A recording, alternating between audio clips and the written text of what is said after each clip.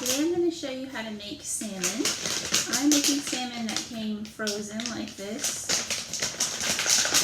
And each one is in a separate little bag like this. So about 24 hours ago, I cut each one of these out of the package and I laid them on plates, and I put the plates in the bottom of the refrigerator to thaw.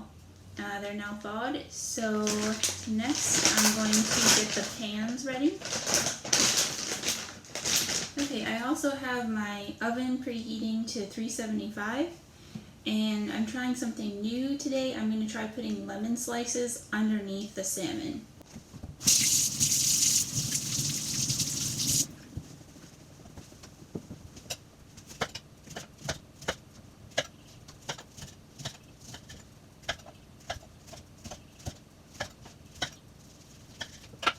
Okay, and now I already have my olive oil on my pan, and I'm just going to spread it around.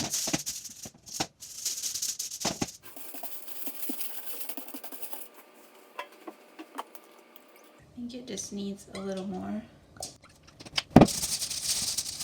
And by the way, with thawing the fish on the plates in the refrigerator, I put them on the bottom shelf of the refrigerator just in case anything were to leak, it wouldn't flow down on top of other food.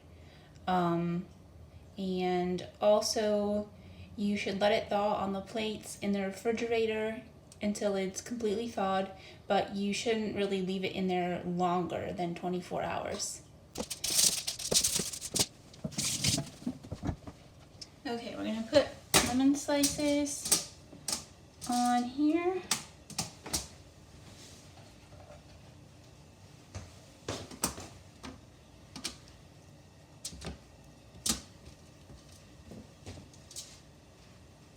Okay.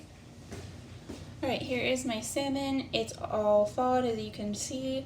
I'm just going to rinse it off a little bit with cold water before I put it on the pans.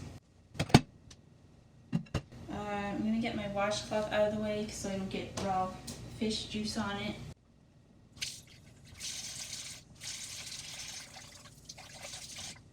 Okay, and then I'm going to dry off each one after I rinse it with this towel. And I'm going to put this towel in the washer right after this, obviously, because it's getting raw fish juice on it. Alright, so now I have my salmon all ready, and I'm going to put a little bit more olive oil on the top of each one.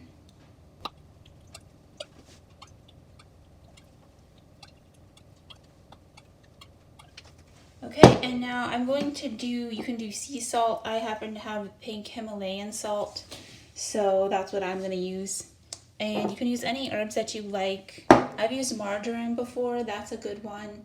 I don't have any right now, so right now I have dill. That's what I'm going to use.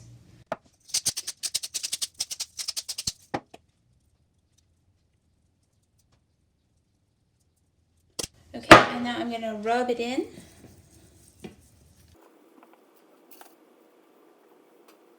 Wash my hands again.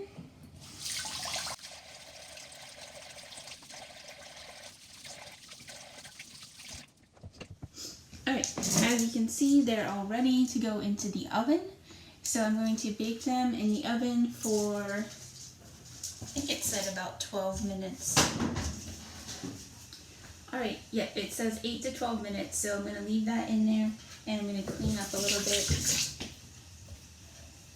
These can make good compost, so putting them in my compost bin, which needs emptied soon, outside. And I'm washing out my cutting board.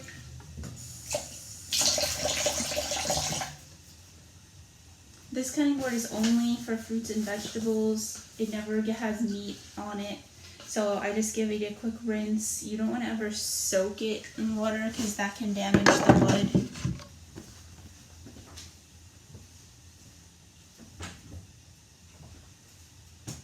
Okay, and I'm going to give my sink a quick spray with sanitizer since I had the raw fish. in there.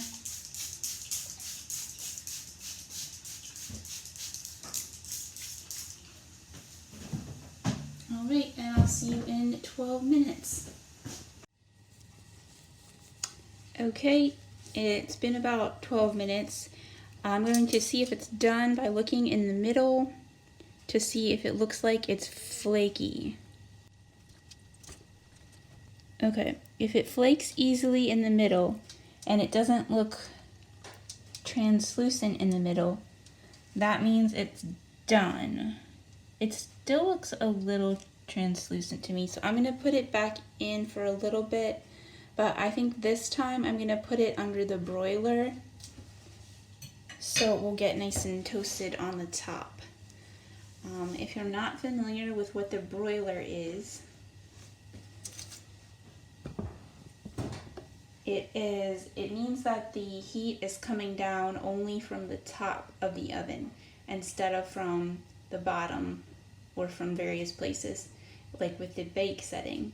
With the broiler setting, it's only coming down from the top, so it's to help get the top toasted. Okay, so is that visible? Okay, on my oven there's actually a broil button. On yours it might be a dial, so we'll just have to check. Alright, I'll be back in about 2 minutes. When you have something under the broiler, you should check on it often because it can get done pretty fast. So I'll be back in about 2 minutes. Alright, 10 minutes and 2 smoke alarms later and we're ready. No, actually, the smoke alarm did go off, but it was because the salmon is not burnt itself, but as you can see, maybe the oil on the sheet started to burn under the broiler. So, see that?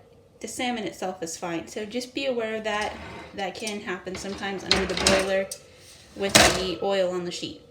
And then also, it took longer than 2 minutes because I'm still getting used to the gas stove. I used to have an electric one, and the gas stove does take longer to get hot. So just keep that in mind. If you have a gas stove, it'll take longer to do its job here with the broiling. If you have an electric one, you definitely do check it every 1 to 2 minutes because it can go really fast.